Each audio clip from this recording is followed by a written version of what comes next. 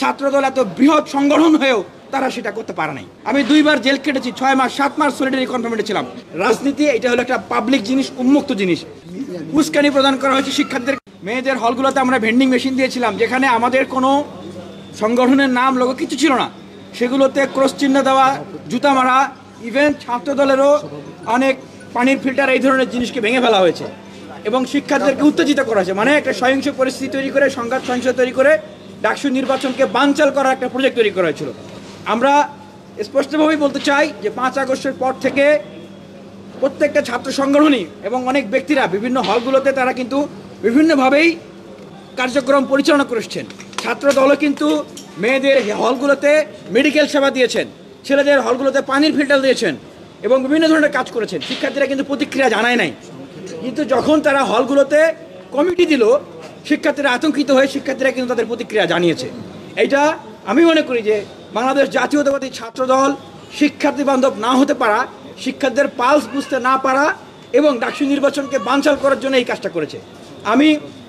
আমি একটু আগে দেখেছি যে বাংলাদেশ জাতীয়তাবাদী ছাত্র দলের কেন্দ্রীয় সভাপতি রাকিবুল ইসলাম এবং সাধারণ সম্পাদক নাসিরউদ্দিন দুজনেই একটি মিথ্যাচার করে গেলেন যে আমি গুপ্ত রাজনীতিকে আমি সমর্থন করি।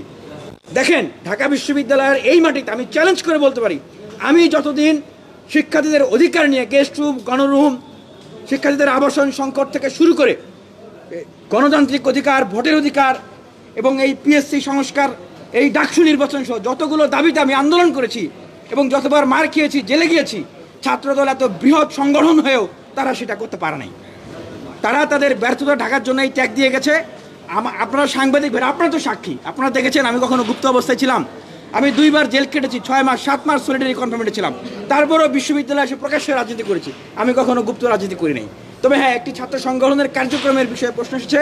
আমরা মনে করি যে 5 আগস্ট পরবর্তী সময়ে, এই অভ্যুত্থান পরবর্তী সময়ে প্রত্যেকটা ছাত্র সংগঠনই তারা উন্মুক্তভাবে নির্ভয়ে বিশ্ববিদ্যালয়ে তাদের রাজনৈতিক কার্যক্রম পরিচালনা করবেন। এটাই করণীয়, কারণ রাজনীতি এটা হলো একটা পাবলিক জিনিস, উন্মুক্ত জিনিস।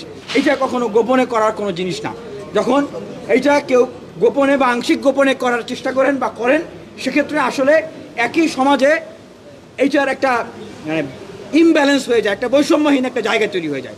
সেই জায়গাটাতে আমরা আমাদের স্পষ্ট অবস্থান ব্যক্ত করেছি যে বাংলাদেশ ইসলামী ছাত্র শিবির তাদের যে বিগত সময়ের যে কমিটিগুলো, সেই কমিটিগুলো যেন তারা প্রকাশ করে এবং বর্তমান সময়ে তাদের কমিটি আছে কিনা, কমিটি যদি থেকে থাকে তারা অবশ্যই শিক্ষার্থীরা যেটা চায়, শিক্ষার্থীদের চাওয়া অনুযায়ী সেইভাবে যেন তারা তাদের কার্যক্রম পরিচালনা করে। আমরা কখনোই বলি না যে যারা অভ্যুত্থানে আমাদের সঙ্গে ছিলেন, সাথে ছিলেন, আমরা একসাথে আন্দোলন করে দেশকে ফেসিবাদ মুক্ত করেছি, যে আপনারা তলপা গুটিয়ে আপনারা চলে যান, আপনারা রাজনীতি করতে পারবেন না, আমরা একাই রাজনীতি করবো, এটা আমরা কখনো বলি না। আমরা মাইনাস পলিটিক্স বা বিরাজনীতিকরণে আমরা বিশ্বাস করি না। আমরা চাই অভ্যুত্থানে অংশগ্রহণকারী প্রত্যেকটা ছাত্র সংগঠন, ব্যক্তি তারা পরিবর্তিত পরিস্থিতিতে চাহিদা অনুযায়ী শিক্ষার্থী বান্ধব কার্যক্রমের ভিতর দিয়ে বিশ্ববিদ্যালয়ে প্রতিযোগিতা করুক এবং ডাকসুর ভিতর দিয়ে আমি মনে করি যে বর্তমান বিশ্ববিদ্যালয়ের শিক্ষার্থীদের হাতে যে শক্তিটা, ভোট দেওয়ার শক্তি এবং ডাকসুতে দাঁড়ানোর যে শক্তিটা আমরা অনেক ফাইট করে এনে দিয়েছি, এই শক্তির ভিতর দিয়ে বিশ্ববিদ্যালয়ের শিক্ষার্থীরা ডাকসুর মাধ্যমে বিশ্ববিদ্যালয়ে কী ধরনের ছাত্র রাজনীতির রূপরেখা হবে, আগামী বিশ্ববিদ্যালয় কীভাবে চলবে সেটা ঠিক করবেন এবং সেটা তারা কাজে লাগাবেন।